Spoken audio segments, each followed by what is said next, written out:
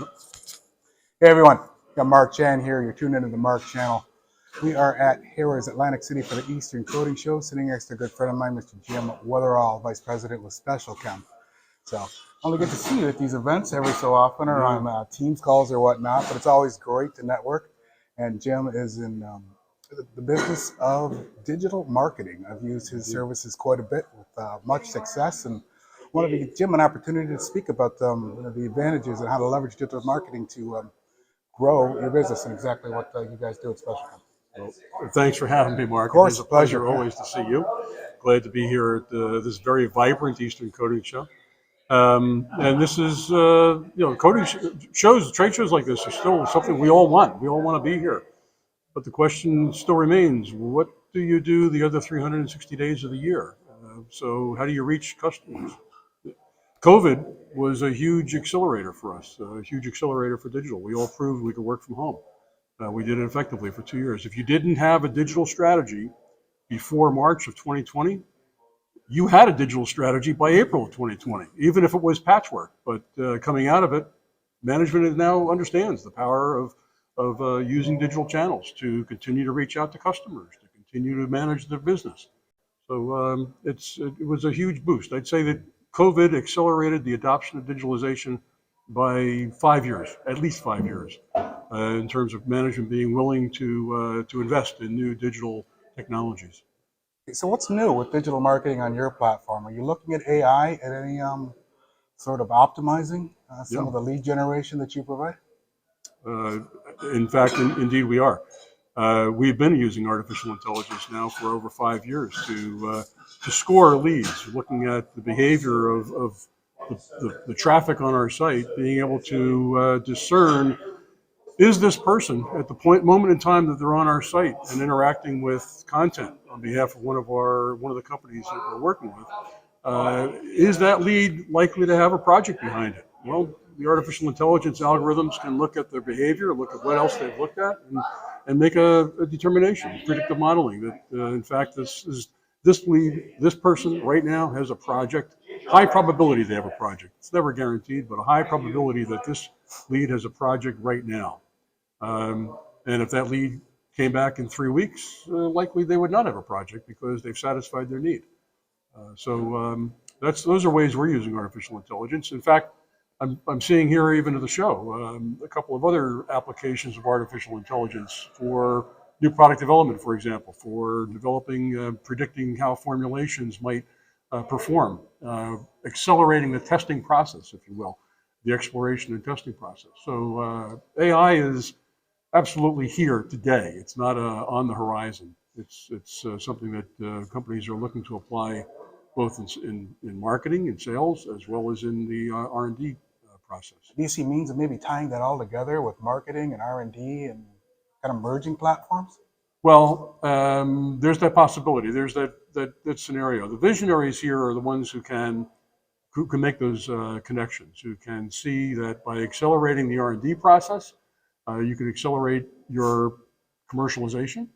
You can then connect with people who are, in fact, in the right mode, in the mode of having a project, as opposed to simply being curious.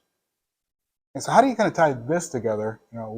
Obviously, you're here to get more clients in, but the people factor with digital. For me, people factor, being marketing and commercial, my entire career, there's something to be said about reaching out and getting that understanding when you digitally generate a lead. What kind of so here companies are working with a variety of solutions. Of course, every company is a little different in terms of how large a pipeline they have, and then how pipeline of leads and how they want to maintain and nurture those relationships. So a lead, it could be anything from somebody who just looks at a brochure to somebody has requested a sample. They're both called a lead, but obviously you want to determine which of those leads are likely to become opportunities.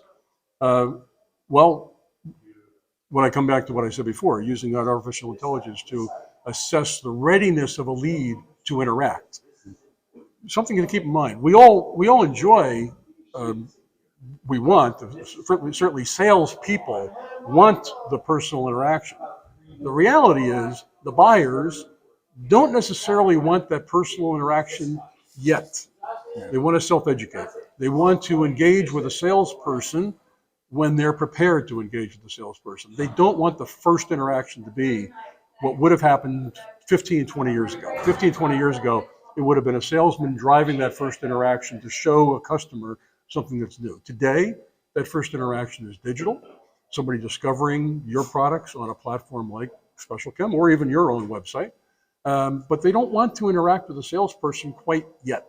When they're ready, they will reach out because they knew that will have to happen. There'll have to be a discussion, there'll have to be a meeting, there'll have to be some interactions with the lab people to run tests. All of that will come, but it's not the first step. It's not where people want to start.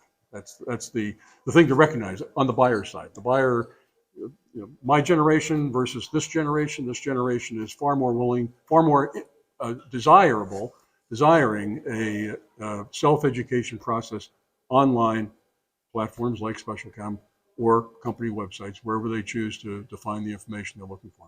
Yeah, that was my next point. Is you're looking at the different generation, millennials, Yeah. compared to us and X and beyond.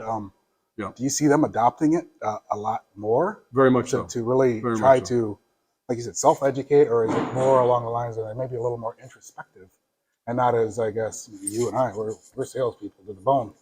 We can reach out, knock on the door, shake their hand, and get the lead and drive it. Absolutely. It's a new generation here, and Absolutely. what you're providing. Obviously, decisions are made, by the leaders that are a little older, but Yeah. you see the millennials and such taking Yeah. advantage of this technology. No, well, this is key, and I think this has been. I'm going to say that. Sorry, they're getting the bar ready for happy The hour. bar ready That's for why Jim and I are so some close. new ice there. Yeah. So, yes, has the adoption of digital required a bit of patience as a new generation of corporate leadership came into decision-making roles for marketing investment? Yes, I would say yes. That the early adopters were of a generation where we had to adapt to computers in our lives. The millennial generation grew up with computers. This next Gen X, Gen Zers, they are using digital in ways we never imagined. Influencers now having a role. A couple of weeks ago, I was at the NYSCC Suppliers Day show, and they're actually nurturing relationships with influencers because it plays a role in the brand awareness. So not so much in industries like coatings and adhesives and plastics yet, but who's to say? That's why we're here. Jim and I are going to influence the industry. I appreciate your time, your insight. Always Thanks, a pleasure. Mark. I'm going to Always a spring pleasure one to speak surprise with you as question well. on you, Go ahead. just to wrap it up. So if you had a chance to put a billboard with your message anywhere in the world, where would it be and what would it say? Oh boy, Yeah. that's a good one.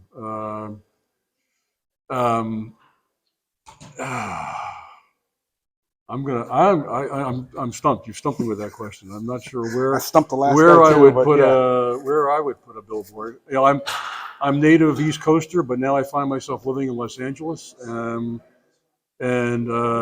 so billboards have a different perspective when you're used to when you've been to Times Square and you've seen the neon billboards.